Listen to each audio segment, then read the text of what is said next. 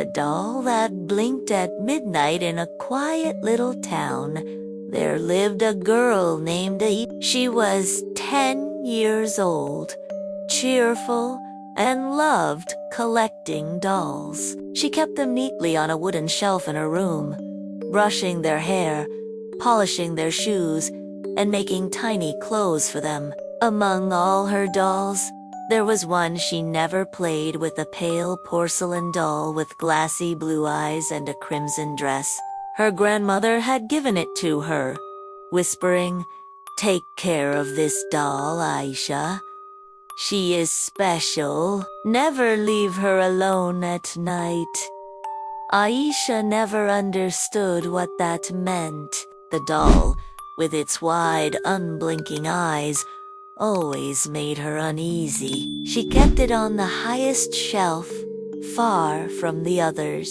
One night, after reading a story, Ayesha placed all her dolls in their spots. She was about to turn off the lamp when she noticed something strange. The porcelain doll's head seemed tilted, its eyes fixed on her bed. Ayesha frowned. "I don't remember placing her like that," she muttered, shaking off the thought. She tucked herself under her blanket and closed her eyes. The room fell silent. The old clock ticked steadily. Then, just as the clock struck midnight, Ayesha heard it. Click. Her eyes flew open. The sound had come from the shelf. The doll was no longer staring straight, it had blinked. Ayesha's heart pounded. She squeezed her blanket tight, telling herself it was her imagination. Dolls can't move. Dolls can't blink. But then clicked, the eyes shut and opened again. This time, the doll's lips curved ever so slightly into a smile. Terrified, Ayesha jumped out of bed, grabbed the doll, and ran to her grandmother's room. "Nani? Nani?" "The doll. It blinked at me," she cried. Her grandmother sat up calmly, as though she had been expecting this. She took the doll gently from Ayesha's trembling hands. "My dear," her grandmother said softly, "this doll is enchanted. Long ago, it belonged to a little girl who was very lonely. She wished for a doll that could watch over her and never sleep.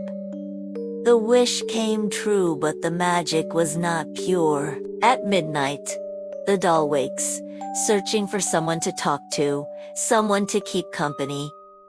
Ayesha's eyes widened. "But Nani? She scares me," her grandmother nodded. "Because you are afraid. Fear makes shadows darker than they are. This doll is not evil. She is just lonely. She blinks because she wants to be noticed." Ayesha looked at the doll again. Its glassy eyes no longer seemed frightening, only sad. Slowly, she reached out and touched its hand.